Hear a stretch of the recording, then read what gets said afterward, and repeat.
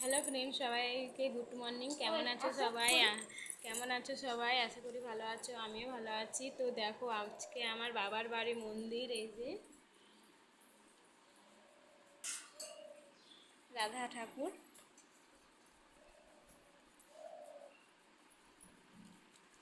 তো সবাই দেখতেই পেলে। তো দেখো, কষ্টের বিষয়, দাদু এখানে কাজ করছে আর আমরা এই জায়গায় বসে আছি। আমাদের আর বুদ্ধি হবে না।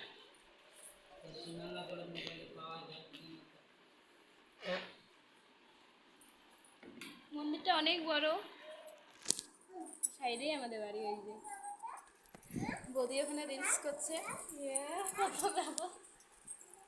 সবাই নিজের নিজের ব্যস্ত। মন্দিরের আর সেবা যত্ন নেওয়া হলো না। দাদু কত কষ্ট করে কাজ করছে আর আমরা বসে আছি। তো প্লিজ, কার কার ভালো লাগলো একটু প্লিজ কমেন্ট করে জানাইও।